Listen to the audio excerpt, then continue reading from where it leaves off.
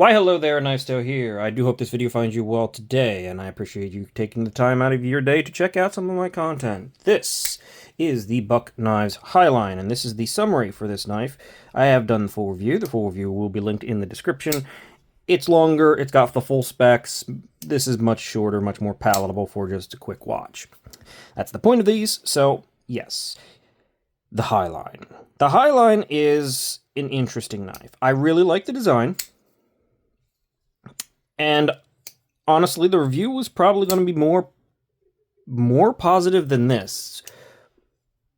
It's actually developed a bit of an issue since the review, which is interesting, and it makes the summaries more worthwhile as it's sort of an update video as well.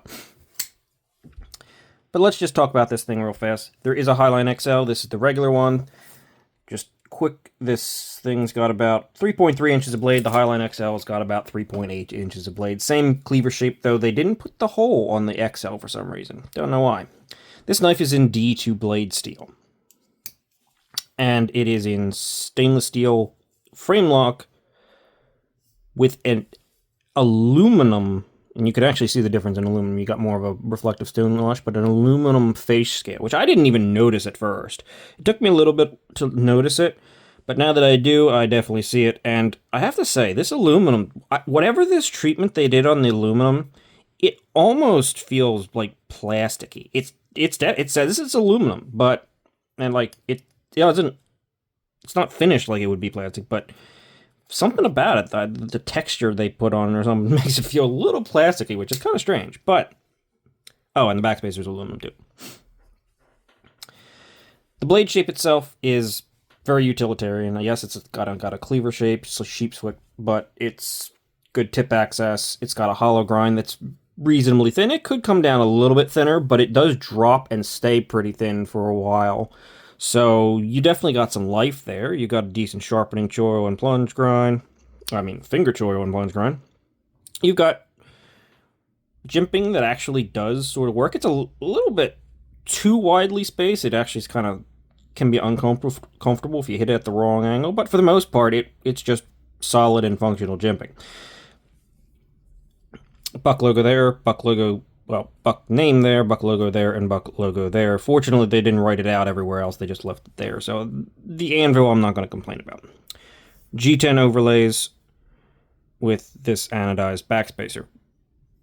And a lanyard hole, deep carry pocket clip that it's okay.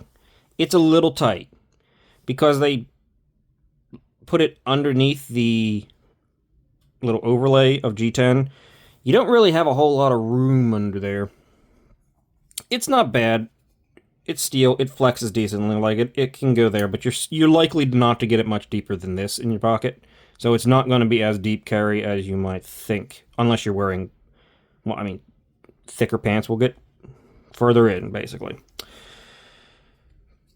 The actual action is pretty solid. It's got a decent detent and everything like that. But this knife is, even in my review, I said this knife is basically overpriced for the level of execution.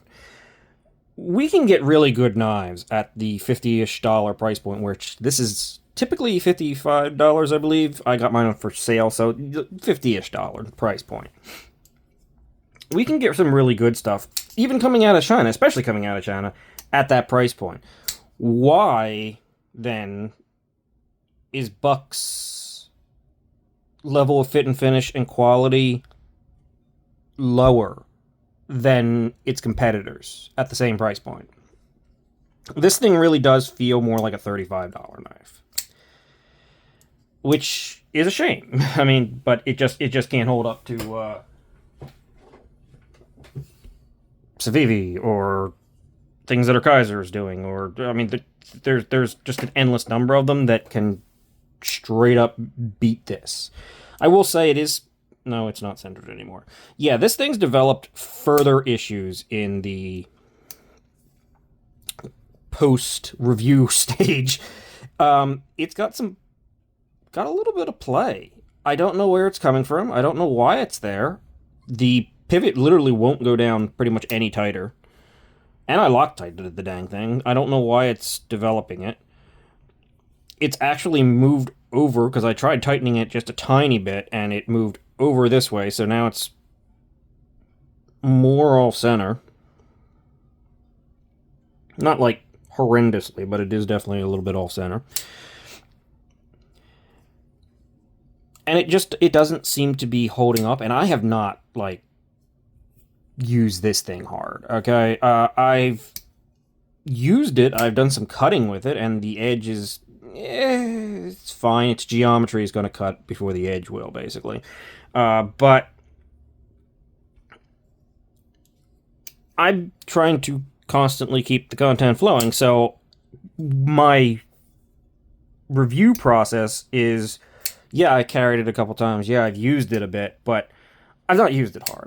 It's not been a workhorse, it's not been a beater, it's not been, and it's not holding up to the light stuff that I've done with it, which is really a shame. Because, especially when I had also reviewed this buck knife, which is like a $25 knife, $27 knife from Walmart, and this stupid thing, while it's definitely rough around the edges, and it definitely feels like the appropriate price point for that knife, has not actually developed any of those issues. So, but the two, like, 50-some dollar or 45, maybe this one's the 55, then this is the 45, whatever. These two slightly more expensive buck knives have not quite held up. I mean, the other one's a little bit better, just likes the pivot likes backing out. But the other one is fine, but this one's definitely developed some issues.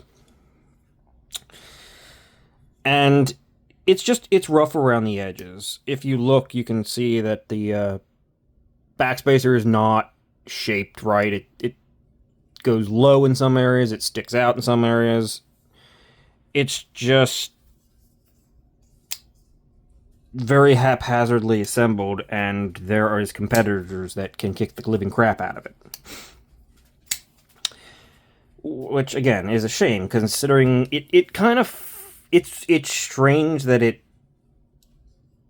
sort of falls into the same category as buck knives themselves, whereas buck knives tend to be a little bit more, from what I've seen and heard and everything like that, they seem to be, the USA made ones seem to be decent, but typically underwhelming for what they cost. Not necessarily bad, like, or with problems, but at least underwhelming for what they cost. Somehow, for some reason, that is carried over to their Chinese line, which makes no sense at all, but sure. I suppose it's good continuity for their story. And one final thing, as you can see, the buck knives came with a score in the blade. I didn't do that. That was there from the beginning. That, especially on D2, is not exactly optimal. So, unfortunately, I can't say this is a very recommendable knife. I'm not saying yours will have issues. In fact, there was a person in the comments of my previous one that said they have one and theirs is great. So it's hit or miss, but if I know one's good and one's bad, that's a 50% success rate, which is not really enough for me to be like, oh yeah, this is the knife you need. I hope they, tighten up their ship a little bit and figure things out, because this is a good design, and I mean, I don't want buck knives to fail on their U.S. or Chinese. They're a U.S. company, and they're a classic. They just need to figure out where they want to be. Just like, well, no, they're a bit better than Gerber, but the same thing with Gerber. They need to. They're an older U.S. company that just seems to have lost some of its way, or maybe not kept up with some things. So, yeah. This one's not great, but it might not be bad if you really want to check it out. I don't know, I think I have a link down in the description for the review. I'll put it in this one too, but like I said, I can't really recommend it. So that's up to you. That will end this video. Thanks for stopping in and checking out.